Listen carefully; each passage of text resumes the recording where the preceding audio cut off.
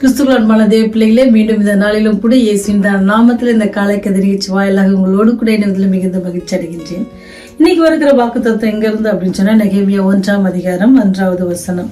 என்ன அப்படின்னு பாத்தீங்கன்னு சொன்னா, நான் சூசான் என்னும் அரண்மனையில் இருக்கும் பொழுது, அந்த செய்தி நீங்க அந்த வசனம் ஆரம்பத்துல பாத்தீங்கன்னா யாருடைய மகன் அப்படின்னு சொல்லி போடப்பட்டிருக்கும். நான் சூசான் அரண்மனையில் இருக்கும் பொழுது அப்படின்னு சொல்லுவது, அங்க அரண்மனைன்னு சொன்னோடனே உங்களுக்கு எல்லாம் நல்லா தெரியும், அது ரொம்ப சந்தோஷமான ஒரு இடம் இல்லை. அரண்மனையில் இருக்கிறதுன்னு சொன்னால் அது எல்லாருக்குமே அந்த வாய்ப்பு கிடைக்காது. ஆனால் இந்த நபருக்கு கிடைச்சிருக்குது. ஆனால் இந்த நபர் கிடைச்சிருக்கும் பொழுது என்ன நடக்குது அப்படின்னு சொன்னால், அவர் அங்கே எப்படி இருந்தார் அப்படின்னு பார்க்கும்போது ரொம்ப ஆச்சரியமாக இருக்கும். நீங்களும் நானும் அநேக வேலைகளை நம்ம ஒரு சாக்கு போக்கு சொல்லலை, என் சூழ்நிலை அப்படி அப்படின்னு சொல்லி அந்த மாதிரி இல்லாதபடிக்கு இந்த மனுஷனுடைய வாழ்க்கையை நமக்கு ஒரு நல்ல ஒரு பாடமாக இருக்கிறது. என்ன அப்படின்னு சொன்னால், ஒரு சில வருடங்களுக்கு முன்பாக என்ன நினச்சுன்னா, ஒரு கர்த்தருக்குள்ளே ரொம்ப எப்படின்னு பார்த்தீங்கன்னு சொன்னால், அவங்க மாதிரி ஒரு கிறிஸ்தவ ஜீவம் வாழ்ந்தவங்க யாருமே இருக்க முடியாது. அப்படி ஒரு திடகார்த்தமான ஒரு செல்வம் வாய்ந்த ஒரு மனுஷன். அவங்க நல்ல ஒரு கவர்மெண்ட் உத்தியோகத்தில் இருந்தவங்க. ஆவிக்குரிய வாழ்க்கையில் ரொம்ப என்ன செஞ்சாங்க, எல்லா காரியங்களும் அவங்க எடுத்து செய்வாங்க. சபையானாலும் சரி, அல்லது விசுவாசிகளுடைய வீடுகளுக்கானாலும் சரி, எல்லா காரியங்களும் முன்னிருந்து செய்கிற ஒரு சகோதரர். என்ன ஆயிட்டாங்க அப்படின்னா, திடீர்னு என்ன ஆயிடுச்சுன்னா, அவர் சந்திக்கும் பொழுது அவர் சொன்னார், இல்லை இப்பெல்லாம் எனக்கு அந்த மாதிரியான ஒரு வேலை, அந்த மாதிரியான காரியங்கள் செய்ய என்னால் முடியல அப்படின்ட்டு அவர் சொன்னார். ஏன்னு சொன்னால், அவர் சொல்கிறாரு, நான் இப்போ இருக்கிற இடம் ஒரு பெரிய இடம். அந்த இடத்துல நீங்கள் நினைக்கிற மாதிரிலாம் வாழ முடியாது. நம்ம என்ன செய்யணும், எல்லாத்துக்கும் நம்ம ஒத்து போகணும். அதனால நான் என்ன செஞ்சுட்டேன், இப்போல்லாம் நான் கடவுளுக்கு நேரம் எனக்கு செலுத்துவதற்கு நேரம் இல்லை. என்ன சொன்னால், ஆஃபீஸர் எப்பெல்லாம் கூப்பிடுறாரு அப்பெல்லாம் போக வேண்டியிருக்கு. அவர் என்ன செய்யறது, என்னை உடனே வீட்டுக்கு அனுப்புறதுல நேரம் தாழ்த்து அனுப்போம். ஸோ அதனால நான் என்ன செஞ்சேன், ரொம்ப பின்வாங்கி போயிட்டேன் அப்படின்ட்டு அவர் சொல்லும்போது அது கேட்கும்போது ரொம்ப வருத்தமாக இருந்துச்சு. ஏன்னு சொன்னால், சில வேளைகள் நம்ம என்ன செய்கிறோம் அப்படின்னு சொன்னால், ஆவிக்குரிய வாழ்க்கையில் என்ன செய்கிறோம் அப்படின்னு சொன்னால், சூழ்நிலைகளை என்ன செய்கிறோம் சொல்லி பின்வாங்கி போகிறோம். ஆனால் அப்படி நம்ம இருக்கக்கூடாது அப்படின்னு சொல்கிறது தான் இந்த ஒரு வசனம். நான் சூசான் என்னும் அரண்மனையில் இருந்த பொழுது. நீங்க நெகேமியா 1ஆவது அதிகாரம் 1வது வசனத்தை பார்த்தீங்கன்னு சொன்னா, நெகேமியா என்ன செய்யறன்னு சொன்னா, அங்கிருந்து எங்க இஸ்ரேல்ல இருந்து வந்த மக்கள், யூதர்கள் தப்பித்து அங்கிருந்து வந்த மக்கள், ஆனானியா என்ற அந்த சகோதரரை பார்த்து கேட்கிறாரு. அவங்க எல்லா காரியங்களும் அவர் விசாரிக்கும் பொழுது, அவர் விசாரித்து சொல்லிட்டு அவர் என்ன செய்யறாரு, அவங்க கஷ்டத்தெல்லாம் சொல்லும் பொழுது அவருக்கு என்ன இருந்துச்சு அப்படின்னு சொன்னா, ரொம்ப வருத்தம் வந்துச்சு. அழுதார், உபவாசத்திலிருந்து சொன்னார். நீங்க நினைச்சு பாருங்க, பல நேரங்களில் நம்முடைய தோல்விகள் என்ன செய்யுது, நம்மளுடைய மந்தமான ஆவிக்குரிய வாழ்க்கை நிலைகளை என்னது தள்ளப்படுகிறோம். அதற்கு எதாவது நம்ம காரணம் சொல்றோம், நம்ம சூழ்நிலைகளை நம்ம காரணம் சொல்றோம். நீங்க நெகேமியாவை பார்த்தீங்கன்னு சொன்னா, அவர் எங்க சூசான் அரண்மனை இருந்தாலும் கூட, அவர் அங்க என்னது, அங்க பாபிலோன் நாட்டுல எல்லா சூழ்நிலையும் எப்படி இருக்கும், ஆண்டவருக்கேற்ற பிரியமான வாழ்க்கை வாழ்வதற்கான ஒரு தருணம் இல்லாத ஒரு இடத்துல இருந்தாலும், அந்த அடிமைதனத்துல இருந்தாலும் அவங்களாம் எப்படி இருந்தாங்களாம், ஆண்டவருக்கு ரொம்ப கீழ்ப்படிந்து ஆண்டவருடைய நாமத்துக்கு உண்மையா இருந்தாங்க. அது மாத்திரம் இல்லாதபடிக்கு அவங்க அந்த தேவாலயத்தை எருசலேமை குறித்து அவங்க ரொம்ப என்ன செஞ்சாங்க, யோசித்து அதில் காரியங்களுக்கு எப்படி நடக்கும் அப்படின்னு சொல்லி அவங்க நீங்கள் அடுத்த அதிகாரத்தில் பார்த்தீங்கன்னு சொன்னால், ஒரு நாள் அவர் ராஜ சமூகத்தில் போகும்போது கவலையாக போவாங்க.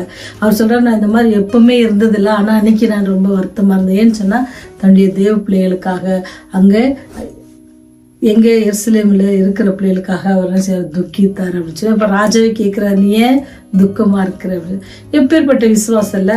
நம்முடைய வாழ்க்கையில் கொஞ்சம் ஒரு சின்ன கஷ்டம் வந்தால் கூட நம்ம என்ன செய்வோம், ஆண்டவரை நினைக்க மறந்துடுவோம். இவங்கெல்லாம் அடிமைகளாக எடுத்து செல்லப்பட்டது நாட்டில் என்ன செஞ்சாங்களாம், பெரிய அரண்மனையில் இருக்கிறவங்களுக்கு எல்லா சௌக்கியமும் இருந்திருக்கும் அவருக்கு.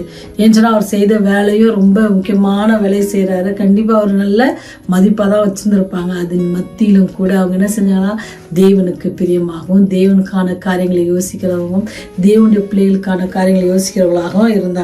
நம்ம எங்கே வாழ்கிறோம் என்பதை விட யாரோடு வாழ்கிறோம் என்ற விழிப்புணர்வே ரொம்ப நமக்கு முக்கியமானது.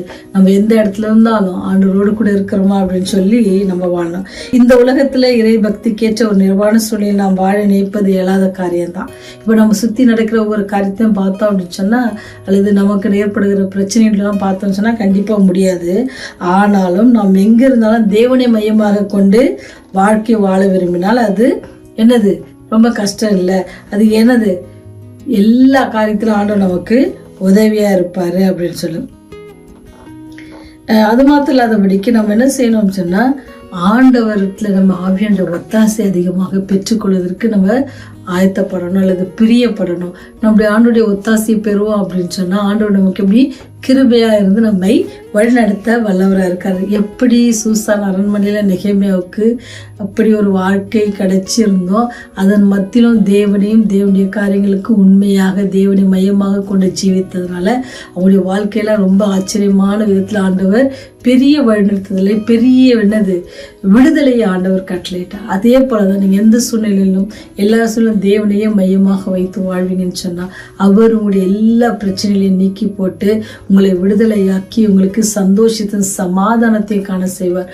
அன்று அன்று உயிரோடு இருக்கிற தேவன், அன்று நெகேமியாவை வழிநடத்தின தேவன், அன்று இஸ்ரேல் மக்களை வழிநடத்தின தேவன் இன்று உங்களையும் என்னையும் வழிநடத்த வல்லவராக இருக்கிறார். அதனால்தான் நம்ம ஜெபிக்கும் பொழுது ஆபிரகாமின் தேவனும் ஈசாக்கின் தேவனும் யாக்கோவின் தேவனும் அப்படின்னு சொல்லி ஜெபிக்கிறோம்ல, எல்லாம் நம்முடைய முற்பிதாக்களின் தேவன் ஆகிய கர்த்தர் இன்று உயிரோடு இருக்கிறார். இன்று நம்முடைய தேவையை அவர் சந்திக்க வல்லவராக இருக்கிறார். நம்முடைய சூழ்நிலைகளை நினைத்து நம்ம பின்வாங்கி போயிடாதபடிக்கு எல்லா சூழ்நிலைத்திலும் தேவனை மையமாக வைத்து வாழ்வோன்னு சொன்னா எல்லா சூழ்நிலைகளும் என்ன செய்யும் மாற்றப்படும். எந்த நிலையில நான் இருந்தாலும் நம்ம விருக்காமல் ஒருவர் இருக்கிறாருன்னு சொன்னா அது இயேசு மாத்திரம்தான். அந்த இயேசு நீங்க ஏற்றுக்கொள்ளுங்க. உங்க சூழ்நிலை எல்லாம் மாற்றி அமைத்து உங்களுக்கு சந்தோஷம் சமாதானத்தையும் தர அவர் வல்லவராக இருக்கிறார். அப்படி வல்லவராக இருக்கிறார் என்று கொள்வீர்களா? ஜெபம் செய்வோம். ஆபிரகாமின் தேவனும் ஈசாக்கின் தேவனும் யாக்கோவின் தேவனுமாயிருக்கிற எங்கள் பரலோகத்தின் தேவனே, இந்த நாளிலும் கூட ஆண்டவரை நாங்கள் விசுவாசிக்கிறோம். ஆண்டவரை எப்படி நீங்களுடைய முற்பிதாக்களை நடத்தினீரோ, எப்படி உடைய தேவ பிள்ளைகள் ஆண்டவரே அந்நிய தேசத்தில் இருக்கும் பொழுது அவருடைய சூழ்நிலைகளின் மத்தியிலும் அவர்களுமே பற்றி கொண்ட பொழுது அவருடைய காரியங்களை வாய்க்க செய்து அவர்களுக்கு விடுதலை கட்டளையிட்டீரோ, அதே போல இந்த நாளிலும் கூட ஆண்டவரை நோக்கி வேண்டுகிற ஒவ்வொரு பிள்ளைகளுக்காக ஜெபிக்கிறோம். ஒவ்வொரு நீங்க கண்ணோக்கி பாருங்க, உடைய தேவையை சந்திங்க, அவர்களை விடுதலை கொடுங்க ஆண்டவரே. பாவத்திலிருந்து விடுதலை, வியாதியிலிருந்து விடுதலை, பண கஷ்டத்திலிருந்து விடுதலை கொடுத்து ஆண்டவரே அவருடைய சூழ்நிலைகளை மாற்றி போட்டு இன்னும் கூட உம்மோடு கூட அவர்கள் நெருங்கி ஜீவிக்கத்தக்கதான பெரிய ஸ்லாக்கியத்தை நீங்க உங்களுக்கு கட்டளையிடுங்க. சுவாமியோட பிள்ளைகளை ஆசீர்வதிங்க, அவருடைய பேர பிள்ளைகளை ஆசீர்வதிங்க, உற்றார் உறவினர்களை ஆசீர்வதிங்க, அவர் போகிற ஆலயங்களை ஆசீர்வதிங்க, அவர் கயிற்று செய்கிற வேலைகளை ஆசீர்வதிங்க, எல்லாவற்றையும் ஆசீர்வதித்தை பெற்று ஆண்டவரே இன்னும் உங்களுடைய நாமத்துக்கு இன்னும் மகிமையை ஜீவிக்க பிள்ளைகளை நீங்க பக்குவப்படுத்துங்க, வழி நடத்துங்க ராஜா. இதற்கு தடையா இருக்கிற எல்லா காரியங்களும் நீக்கி போடுங்க. சாத்தானை ஆண்டவரை அவர் அப்புறப்படுத்தி ஒவ்வொருவரோடும் இப்படி ஆவியானவர் நெருங்கி ஆண்டவர் இடைப்பட வேண்டும். அவருடைய பாத்திரை கெஞ்சி மண்டாடுறோம். பாதுகாத்து கொள்ளுங்க, வழி நடத்துங்க. இயேசுவின் வழியாய் ஜெபிக்கிறோம் ஜெனுள்ள பரலோக தந்தையே, ஆமென், ஆமென்.